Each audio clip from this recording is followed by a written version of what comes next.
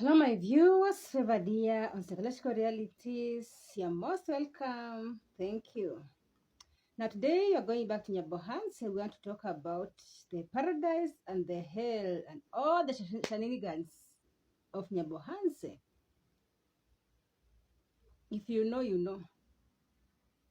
And if you're a person of positive energy, I know there's some things bothering you at the moment. The ugly, the evil, the strife, the hatred is bothering you most probably. And as I said before, people or a person who can bring you down, they're people you know very well. They're people you've assisted, they're people you see every day. Because, for example, I'm in Kenya. No one from America will come bring me down or will decide to bring me down. Especially those ones I've never met, they'll not bring me down. Just a person who knows me, who knows my whereabouts, that will want to bring me down. And now in Nyabohanse, we are seeing every good thing in Nyabohanse, and we are seeing the ugly side of Nyabohanse. Now in Nyabohanse, we have got two groups of people, or let me say three. I'm saying three groups of people because the third group of people are innocent, naive, and they don't know what is going on around them. And most probably they're not YouTubers, they're just minding their own businesses. And the first group is the group of positive vibes, the group who are pro-development, the group who don't talk about others. They're minding their business, they're into development, they're into projects, they're into pushing each other to make it in this life, in this economy. And then the second group of people, that these people who are doing all they can do to bring this other group down. Those ones, we call them backstabbers. This group of people are being paid by negative people to bring others down, to bring Ayamarwa and his team, his friends down. And you've been seeing all this. Now you are there, maybe you're watching me for the first time and you're asking who is Ayamarwa.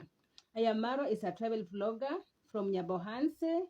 Nyabohanse, as I told you before in some of my videos, he comes from Migori County. His village is Nyabohanse, just along Sirare Road, in between Tanzania, Hispania, just along there. Few minutes from Tanzania or 3 minutes from Kenya. And this is where Nyabohanse village is found. Now, Ayamaru is a YouTuber who has come with the art of YouTube and taught the villagers how to make money through YouTube. And it is because of him we've seen very many youths grow in the village. At the moment, around the globe, Nyabohanse is the village full of YouTubers, young, old, youth, everyone. Almost every family has a YouTuber in Nyabohanse, and it is working for them.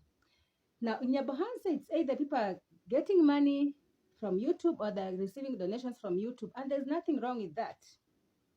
And now that these people were jealous, YouTubers, who want to bring Ayamaro down, they're jealous of him because when Ayamaro was growing up, he was a very poor, he came from a very poor family. And he said that he first washed shoes when he was at the age of 11. He talked about how he was able to lose one of his eyes. He was just a young boy. And you can go and watch his video, how that happened. And even with all those struggles, he managed to go to Colombia. And when he came back, he was at a point homeless in Colombia. But because of his resilience, this man is very resilient. This man is a hard worker. No wonder he has got whatever he has all that he has. He built his parents a mansion. He has built his own villa. And he has managed to raise very many YouTubers. Now, in Nyabohanse and around the globe, Ayamaro has raised very many YouTubers. Now, those YouTubers in Nyabohanse have been inspired by Ayamarwa. Either they were raised by Ayamarwa, they have been taught YouTube by Amaro, they have been inspired by Amaro, or someone who was inspired by Amaro raised them or inspired them. Because when they saw Amaro now coming and doing all this development in the village, they decided to also venture into YouTube. Now, there are those ones who grew up with Ayamara, and they were looking down upon Ayamara because Ayamara came from poor family, a very poor family. But now, since Ayamara is doing very well, they are jealousy. They are jealous of him, and now they are uniting with the other across the border YouTubers who are youth online bullies to defame Ayamara. And you see what they cannot take away from Ayamara is that he is the one who introduced them to YouTube, who introduced the whole village to YouTube.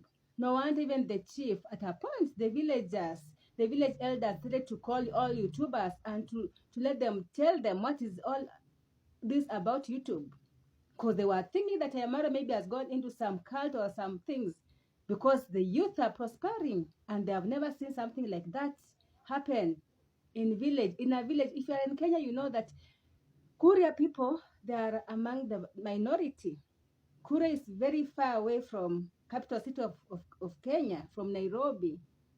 And for something like this to happen in Nyabohanse development, people buying land, and something big. If you're not from Kenya, you might not understand. But us who come from Kenya know what this man has done. He needs a recognition, and a national recognition, because he has done a lot to improve his people. Many people have gone to school. He has sponsored very many people to go to school through his friends.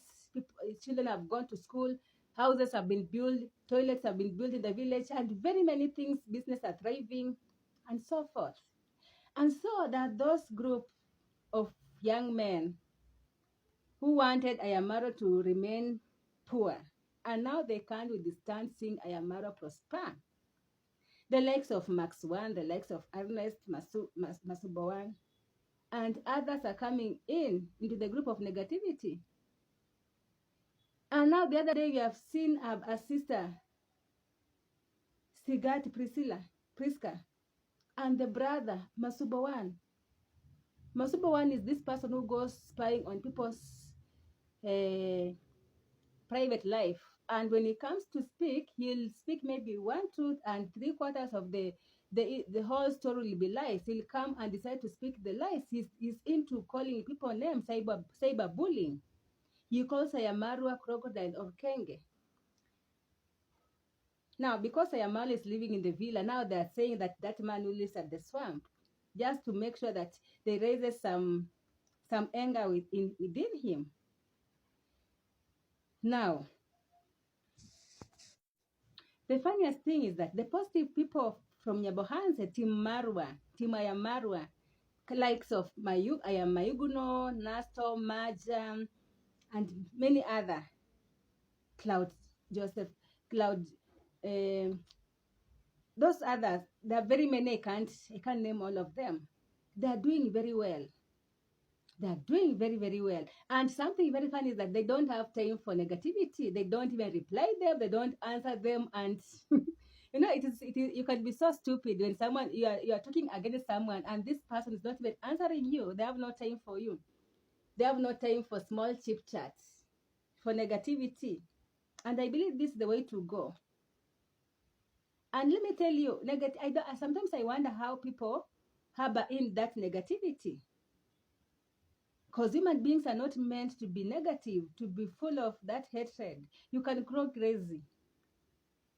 Now, something very funny again, which you need to note, is that people from negative group, they're bringing these other ones down so that they may be paid, so that they may be sponsored with the other sponsors who are also negative. You know, even among the donors, there are those donors who are negative. Kenyans, we've been ruled by British colonialists, and they used to do what? To divide and rule. And this is what people are doing from the West. They're sponsoring the negative people to bring others down. And you see, when God has laid his hand upon you, no one can bring you down. And now this other team, Timaro, every day they're celebrating, they're living in paradise. While these other ones, it is like they're living in hell, because you look at their facial expression, their expressions, their body language, they are very bitter. They are very jealous. They're harboring in a lot of evil. So, my friends, keep on the positivity, it pays.